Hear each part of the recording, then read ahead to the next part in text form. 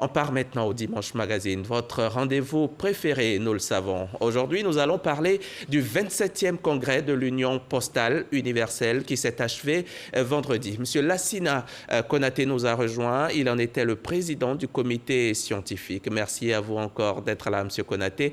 Suivons ensemble l'élément vidéo qui vient maintenant. Les lampions se sont éteints sur le 27e congrès de l'Union postale universelle à Abidjan, qui avait pour thème central la digitalisation des services postaux. Plusieurs temps forts ont marqué la tenue de ces assises. Il s'agit du renouvellement des instances dirigeantes, à savoir les postes de directeur général et du vice-directeur général, mais également ceux du conseil d'exploitation postale et du conseil d'administration occupés respectivement par la France et la Côte d'Ivoire.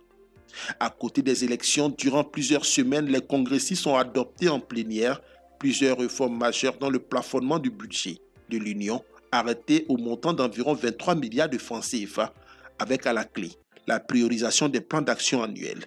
La question des contributions des 192 pays membres était également au centre des échanges.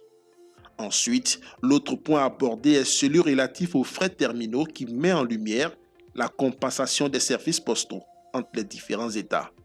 En outre, la nouvelle stratégie d'Abidjan a ceci de particulier qu'elle met en premier plan les trois grands acteurs du secteur, les États, les régulateurs et les opérateurs. Une manière pour ce trio de pleinement jouer son rôle dans le développement de l'industrie postale mondiale. Enfin, l'une des victoires de ce congrès est le maintien des États-Unis d'Amérique, le plus gros contributeur de l'UPU, après que celui-ci ait menacé de se retirer de l'Union. Au final, le congrès d'Abidjan a eu le mérite de réunir le maximum de consensus autour de ces questions, dont la plupart n'avaient pas eu d'ébauche de solution depuis près de 40 ans.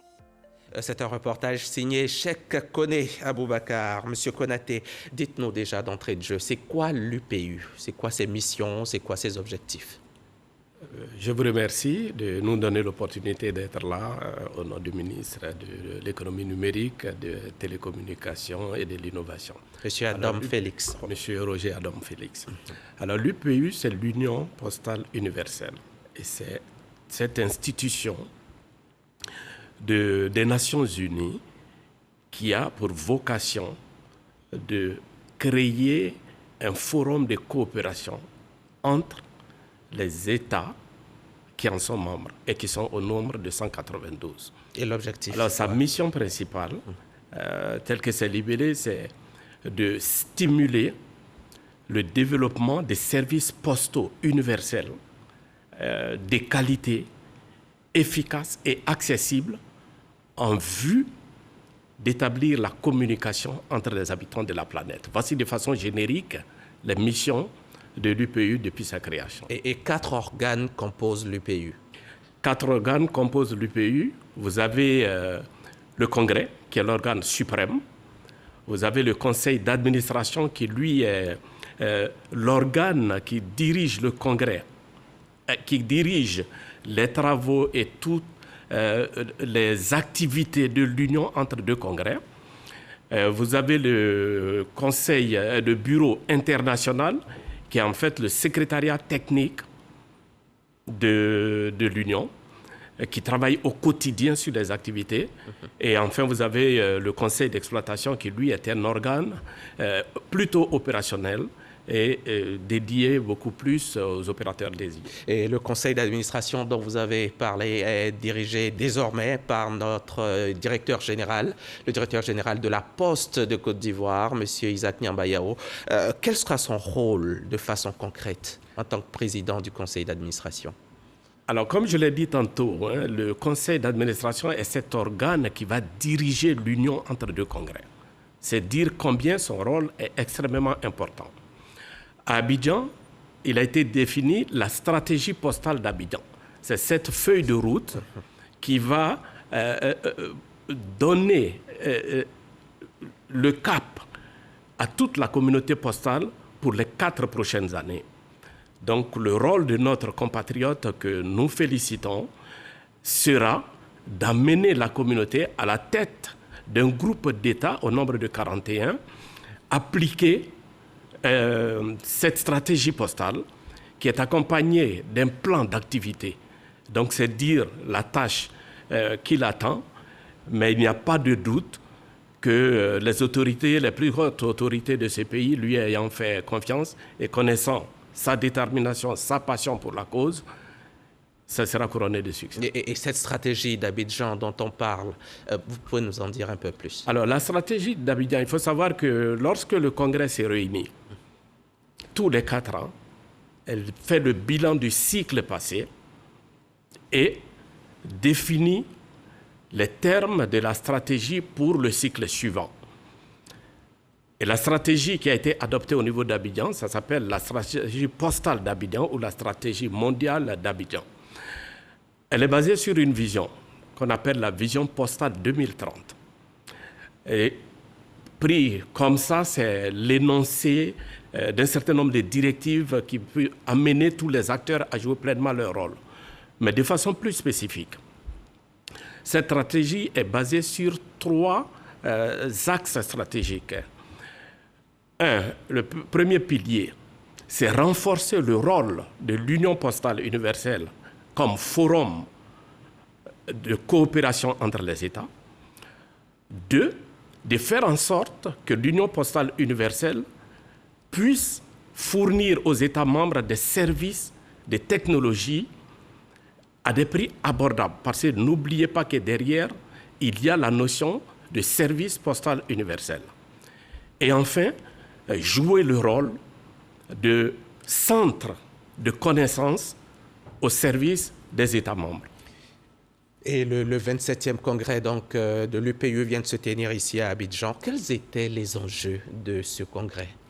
Alors, les enjeux, il faut savoir que c'est un congrès technique. C'est un congrès scientifique. Et pour cela, il y avait des objectifs qui étaient assignés à ce congrès au niveau du bureau international. C'était de faire aboutir un certain nombre de réformes qui, depuis 30 ans, depuis 40 ans, sont pratiquement dans les tiroirs. Il fallait les faire aboutir à Abidjan. Donc ça, c'était déjà un enjeu important. L'autre enjeu, c'est évidemment de renouveler les instances de l'UPU. Alors, pour ce qui concerne notre pays, on a connu des défis qui se sont mués en enjeux importants. Ce congrès, il revenait en Afrique 87 ans après celui organisé en Égypte en 1934. Et la Côte d'Ivoire, ayant senti cette aspiration du continent à héberger un autre congrès, s'est portée volontaire pour l'abriter. C'était important. Et puis le contexte particulier de pandémie qui a fait qu'il fallait faire des choix basés sur les technologies. Et pour nous, c'était important. Et je voudrais encore saisir cette opportunité au nom de tout le comité d'organisation pour remercier toutes les hautes autorités de ce pays, avec à sa tête le président Alassane et le Premier ministre Patrick Hachi, qui n'ont pas lésiné sur les moyens pour que nous puissions répondre à cette attente de l'Afrique. L'Afrique vous invite, la Côte d'Ivoire vous accueille, Abidjan vous attend. C'était cela le slogan. Quel était l'intérêt véritable pour la Côte d'Ivoire d'organiser ce congrès? Alors, en termes d'intérêt, on peut parler d'intérêt immédiat. Intérêt immédiat quand on sait qu'il y a des États, par exemple, qui ont leur économie basée sur le tourisme d'affaires. C'est-à-dire qu'il y a des retombées immédiates. Quand vous abritez, quand vous accueillez 1000 personnes avec un certain potentiel, une certaine capacité de dépenses, le secteur économique, tout le tissu qui rentre dans la chaîne des valeurs pour la mise en place de ce congrès en profite. Mais le plus important pour nous, et le plus important pour la Côte d'Ivoire, je pense, c'est les retombées à long terme. Et les retombées à long terme, à Abidjan, vous avez vu des États développés, des États les moins nantis, des États intermédiaires qui se sont côtoyés, qui ont échangé leurs expériences. Vous avez toutes ces recommandations qui sortent de la stratégie postale d'Abidjan. Tout cet outil doit pouvoir permettre aux administrations postales de sortir les stratégies qui vont leur permettre d'être, avec l'aide des technologies, une société performante au service de l'inclusion financière et de l'inclusion sociale. Et ça, c'est des retombées à long terme qui viennent à renforcer notre économie. Vous êtes donc satisfait de l'organisation de ce congrès, hein? Mais je voudrais vous demander, M. Konaté, la Poste, hier, on ne pouvait pas s'en passer véritablement, mais aujourd'hui, on vit assez normalement sans la Poste, et demain, peut-être encore plus. On sera un peu moins intéressé par la Poste et par ses services. Est-ce que la Poste, aujourd'hui, vous y avez pensé, peut s'accommoder des temps qui changent? Alors, ce n'est même pas une option pour la Poste de s'accommoder au changement. Tout le tissu économique a été affecté d'une manière ou d'une autre avec les changements, surtout la venue de la pandémie, mais aussi des technologies. Et la Poste, quand vous dites on peut se passer de la Poste, c'est... Non, derrière la Poste, derrière les actes que vous voyez, derrière le bureau de poste, il y a aussi que la Poste joue un rôle dans la chaîne d'approvisionnement au niveau mondial. Aujourd'hui, il y a certains types de services qui, avec la concurrence du numérique, tendent à disparaître. Mais la Poste a le potentiel et les marges et les outils des technologies pour se réinventer et se montrer indispensable à la communauté. La Poste a l'ère de la connectivité. C'est ce que vous avez appelé le bureau du futur. Oui, et très consciente de cette nouvelle approche, de cette volonté de réinventer la Poste, la Côte d'Ivoire, avec l'UPU, se sont dit que l'occasion du congrès était belle pour montrer aux postes du monde quel était le chemin, quel était le nouveau chemin. Et pour cela, il a été mis en place un pilote, un bureau pilote qui est le bureau de la Poste du futur. Ce n'est pas qu'un bâtiment. Derrière ce bureau de poste ou à l'intérieur, on doit voir naître de nouveaux business models. On doit voir de nouveaux types de services, mais qui tirent pleinement profit du potentiel des technologies pour pouvoir se lancer. Quels sont ces services, les services que vous pouvez offrir aujourd'hui aux usagers pour qu'ils s'intéressent de nouveau à la Poste? Alors aujourd'hui, par exemple, vous avez le commerce électronique. Le commerce électronique est devenu totalement incontournable. Mais ça se fait partout et par tout le monde, M. Konaté. Est-ce qu'on a besoin de la Poste? Mais comme je vous ai dit, hein, vous avez aujourd'hui, en termes de partage d'expérience, quand vous regardez, vous voyez la Poste d'Égypte qui nous dit « Nous avons 58 services publics dématérialisés qui sont accessibles à partir des bureaux de poste. » Voici un créneau qui peut être exploité. Oui. Lorsque vous avez la Poste, la Deutsche Post, la Poste allemande, qui dit que nous avons fait 66 milliards d'euros de chiffre d'affaires avec un résultat net positif de 5 milliards l'année dernière, et qu'avec la Covid, on peut passer à 7 milliards pour 7 ans, à force de diversification, et ils disent nous avons 5 services stratégiques. Sur les 5 services stratégiques, il y en a 2 seulement qui sont des services postaux. Donc les 3 autres sont à puiser dans la diversification. La diversification. D'accord. Merci, Monsieur Konaté, Lassina Konaté. Donc, puis ce congrès devrait aussi fixer de nouvelles règles et définir les politiques de l'échange international d'envois postaux. C'est ce qu'on a appelé les frais terminaux. Les frais terminaux, effectivement, je l'ai dit, derrière un pli qui part de l'Inde jusqu'à Bungali, il y a pas mal d'activités qui doivent être rémunérées.